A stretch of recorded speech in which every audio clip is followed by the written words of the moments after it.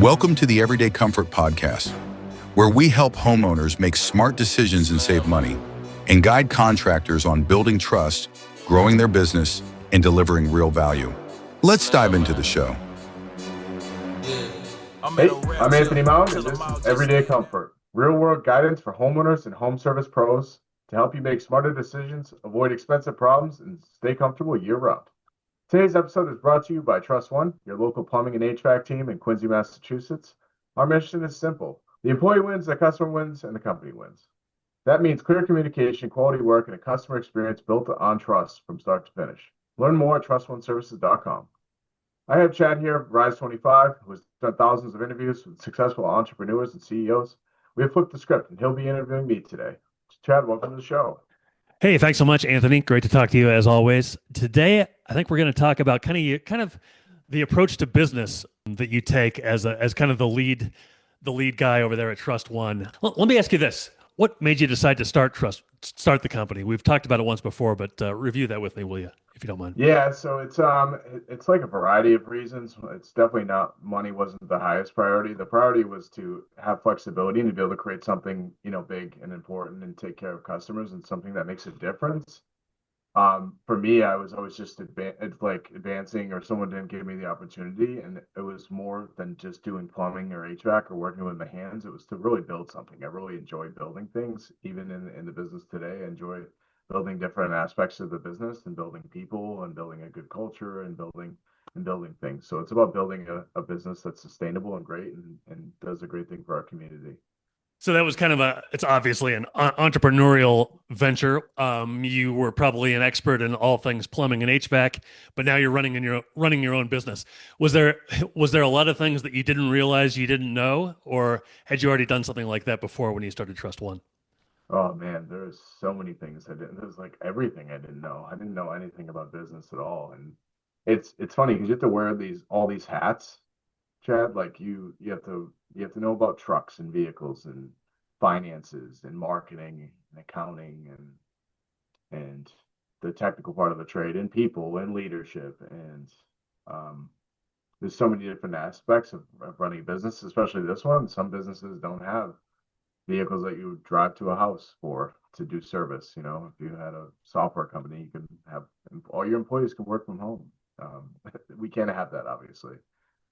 So yeah, I've learned so much from best practices and people who have been more successful than I am, and then I like to learn from them. And it's a constant improvement and learning more. And honestly, the most important part is the people, just making sure that your team members can grow and provide great customer service, because I can't do all of this by myself. So you started it and you realize, okay, I got to learn about all this stuff. A lot of those things you can learn on the job, but maybe learning all of those things on the job at the same time can be quite challenging. What did you do to kind of plow through maybe the lack of knowledge that you had or lack of experience that you had in a lot of those things? Yeah, so one great way to do that is join a best practice group of some kind. So if you own a business, is to learn from people that have done it. It's Don't try to reinvent the wheel. Those people have done it and have been successful at it, and you can learn from those people. And so getting in the best practice groups that are about ethical business and taking care of customers is really helpful to really expedite your growth path. And so, in sharing that and finding mutual entrepreneurs that are friendly and are willing to share tips and be good friends. So that really helps with, learning a lot more and advancing. And then, as you mentioned, you've surrounded yourself with a good team. Let's talk about kind of the hiring and culture building and things like that aspect of the job for you. How do you kind of find and keep good techs in this market? Yeah, so it's a really tough market to find technicians that I don't think from a customer perspective they really know, because you can go on Google and you can find a bunch of single contractors or bigger companies, but from my standpoint, you have to there's many different things you have to do. One, you have to pay really well. Two, you have to have a way to incentivize them to work harder and do a good job, and then you have to reward them on those things. And then and how do we hire? We hire on character over over technical ability, because I don't care how good someone is at plumbing and HVAC. If they're unethical or they're going to do anything to mess with the customer or their other team members, and we really don't want them on the team because it's going to cause chaos, and it's just not good for business. So we hire on character and then we train for skill. So we do find great people that know the trade and are also good people. You know, the type of people that will pick up trash off the ground and put it in the trash can. You know, there's something simple like that as far as like manners, like pushing in your chair or saying please and thank you. So those are all common traits of a great person, or a great fit for Trust One. And then as far as retaining them, there's so many things that we do to make sure that we take care of our team members. You know, like we throw parties and we do quarterly awards, rewards, and we give them career paths. So having a career path to be able to advance in your career is very important, as well as, you know, making sure that they're getting raises and they're getting training. Training is one of the biggest things, making sure that they're educated on different products, and customer service training, and always pushing them to be better. You know, we do 90-day plans with all of our team. So we sit down and have them go over their goals, and we try to help them achieve their personal goals. And we do financial workshops, as well as, you know, different types of outings like paintball and different various outings. So What kind of an effect do you think does everything that you just mentioned have on the work culture at Trust One? well, it makes everyone want to really take care of the customer. It makes them want to work harder and stay here for a long time. They have a lot of choices. They can work anywhere. You know, they're really talented team members. And like I said earlier, we can't do it by ourselves. So having a great team to be able to, you know, take care of our customers is important, and maintaining that team. And especially when you get a bigger team and then hey, we'll offer a referral bonus. We're looking for an HVAC person, and then our team member will refer other good people that they know, because this industry is really small. So, and they're not going to refer anybody who's not like them, because they don't want to pick up the pieces behind someone who's not on the same level as them. Do you feel like treating your employees in the way that you do, I think you kind of mentioned it already, um, really affects the way that they treat the customer then as a result? 100%. And these are little things that the customer doesn't see. Like if a guy's having a bad day or he's miserable, he hates his job, it's going to reflect in the work that he does. It's going to reflect in if his truck's clean or not. It's going to reflect in if he cleans up your house or not. You know, making sure your employees are happy really translates into the work they do every single day. Because we get a lot of reviews where like, oh, your tech was so friendly. They wore shoe covers. They cleaned up my house better than when we came. You know, we get so many good reviews on that, and that's just from creating a good environment where people are happy and not. And like when people make mistakes, we fix it. We train. We're not yelling at anybody. We're not scolding anybody. Mistakes are going to happen. So the only way to get better is to learn from them. And the same thing with customers. We make a mistake, we make it right. You know, perfect example is we had a little bit of an issue where there was a little bit of a mess, and this Saturday, a cleaning company is going to clean their entire house at no cost. Oh, So, wow. you know, we're not perfect. We make mistakes, but it's how you rectify those mistakes is what's important. So were all these things like culture building and team building and environment, were these things that you were aware of when you first started? I would think if I were you and I was just starting and I was a good plumber and I was a good HVAC guy, I just want to hire other good HVAC guys and good plumbers. Was that something Yeah. you did, or what was your approach when you first started? I had to learn the hard way because my dad trained me, and my dad Hmm. was brutal. Like I could never work fast enough. I could never get the job done quick enough. So I thought, like, when I started hiring people, I was like, yeah, they can work as fast as me. Why not? And that is not the case. And so you can't expect or treat people the way that you might have been brought up. You have to treat people in a different manner, and like what you require as a person is going to be different than what your team is going to require. So for me, I don't need any hand holding. I don't need any, like, if I'm going to learn something, I'm going to learn it on my own. And I have this internal drive to just keep pushing forward. Not everyone is like that. So you have to learn different personalities. And I've learned the hard way by losing good people over a mentality of, you know, pushing people too hard, or, you know, making mistakes of thinking that we can work all night, or that work-life balance isn't important. So I've learned my lessons. So now I've really tried to mold our culture into that better place.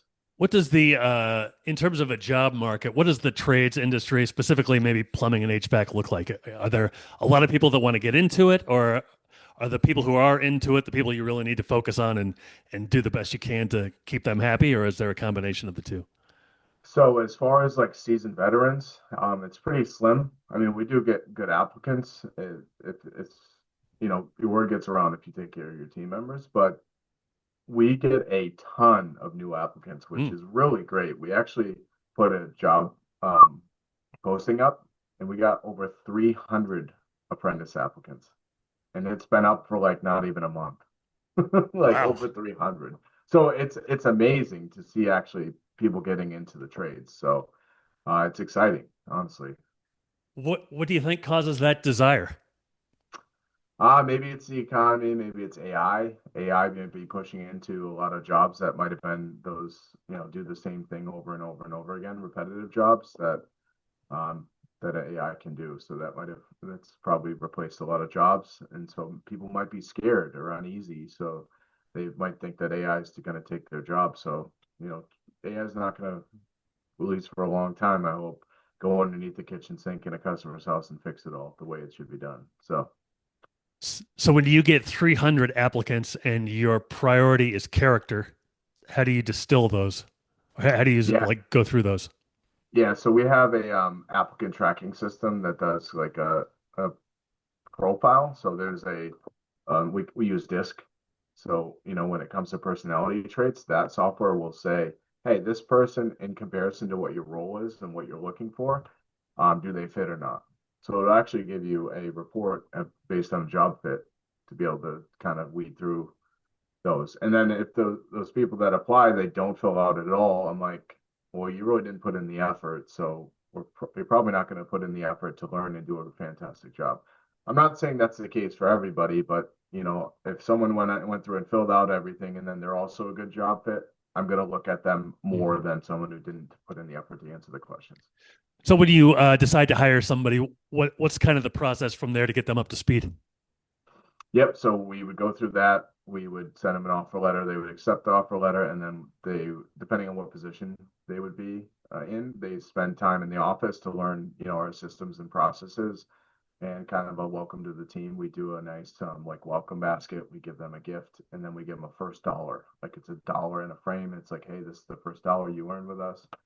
And then they go through an office training, and then they go into the field, and then they learn from our team members, and then they come back in the office to do like a recap before they get sent out. Is your team aware of the core values held by Yeah. Trust One? Yep. Honesty, teamwork, passion, purpose. Yeah. All of them. We definitely, hire, fire, and retain our team on those core values.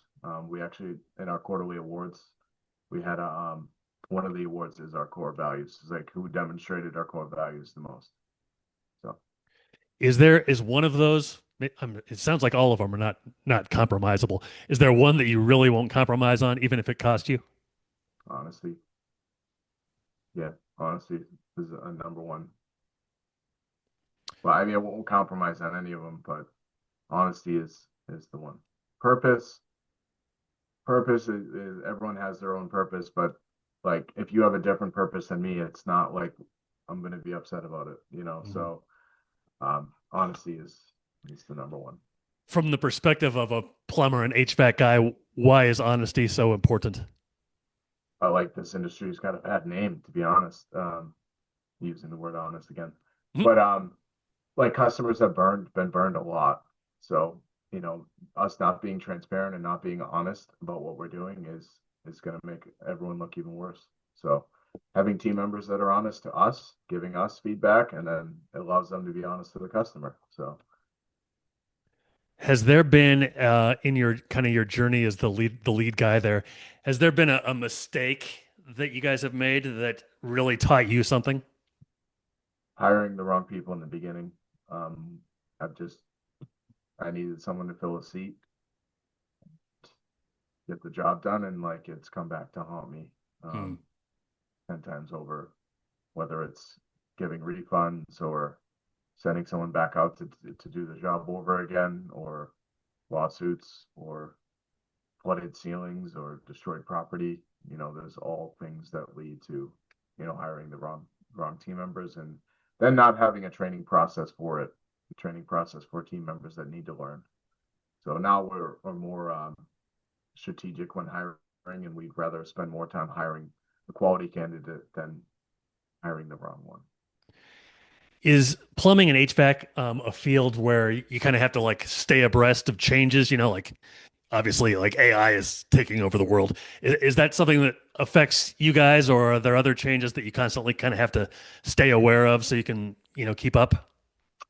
So like the code book changes often. I would say like 70 to 80% of this industry is very old school. So Hmm. there's people still using pen and paper to do their invoicing and estimates and stuff.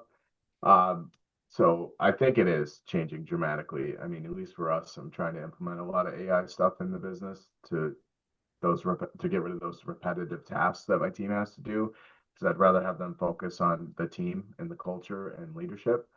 So yeah, it's definitely changing pretty dramatically, especially, newer construction stuff. I feel like an AI robot's going to take over a lot of the new construction, Mm. high rise buildings and stuff like that. So there's going to be definitely a big influx into residential plumbing and HVAC. So if I have a house that was built in 1970 and I get a new job or something, I get a big paycheck and I move into a brand new house, it was built in 2025. Yep. Would the plumbing and HVAC be tremendously different from my standpoint as a homeowner? Well, it depends on if you upgraded your system, but yeah, a lot of the infrastructure is going to be the same, or not the same. Geez, is not going to be the same. Hmm. Especially if your ductwork is in old condition versus, um, yeah. Also insulation is going to be different. Your windows are going to be different unless you've done that. I'll be honest. I think stuff is more cheaply made. I would rather have a house in 1970 than one in 2025, just because of the bones and the wood structure. I feel like the wood's more solid, and it's just your energy cost might be a little bit higher because there's a lot more air loss. But yeah, definitely different infrastructure for sure. You might have an older, obsolete heating system or infrastructure of that heating system that a newer house wouldn't have. Are those types of changes, or the way AI affects you, are those something you have to keep the team kind of updated on regularly, or is it just something that you're worried about?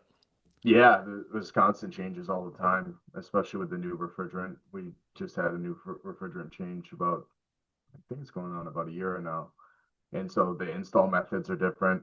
The team members have to learn about how to handle the new refrigerant, how to work with it. There's code regulations that have changed. Um, they're getting more stricter with different aspects of the trade. So yeah, there's definitely a lot of changes going on. And so we always have to keep updated, always constantly training on that stuff. From a leadership standpoint, how do you kind of handle like an emergency or a crisis situation, like maybe somebody's pipe bursts or something like that? Um, what's your kind of first step that you would take? So like if a customer has a leak, Yeah, like a yeah, burst like a pipe, customer, and maybe even at an off hour, and you're the first one to find out about it. yeah, we try to have them shut the water off immediately. We don't want it to cause any more damage, so we try to guide them on how to shut the water off. And that, hopefully we don't really do after hours. Hmm. So if it's during, the normal times, we'll obviously try to guide them, and we'll try to get someone out right away.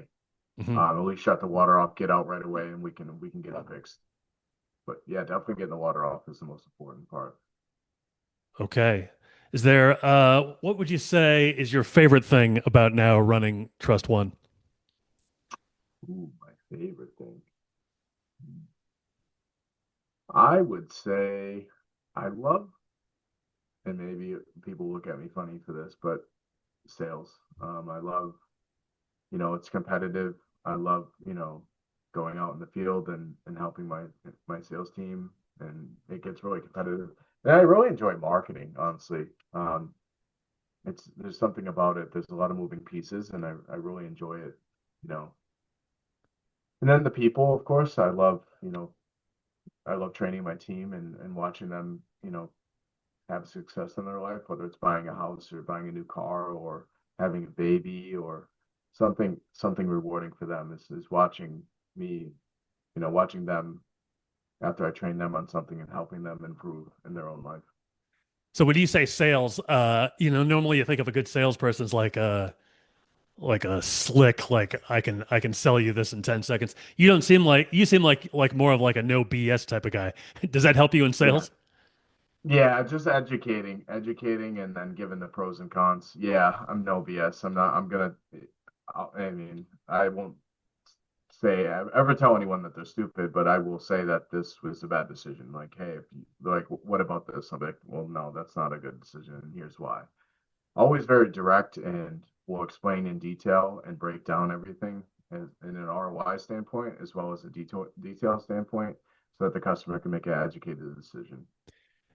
And then you mentioned marketing as well. Is there a channel, I guess, like is there one type of marketing that's been particularly effective for you?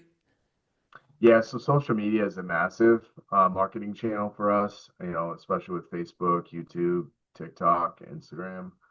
Those are all huge, media channels that are really successful for us. And then, of course, the biggest engine in the world, Google, is one of the biggest ones after that. Okay. Google's king. Okay, awesome. Hey, well, this has been a very interesting conversation, Anthony. It's always great to Yeah, hear from business owners and kind of very cool to hear your approach. Thanks so much for having me awesome. today. Thanks, Chad. So long, everybody. Thanks for listening to the Everyday Comfort Podcast. We'll see you again next time. And be sure to click subscribe to get future episodes. I bring pressure.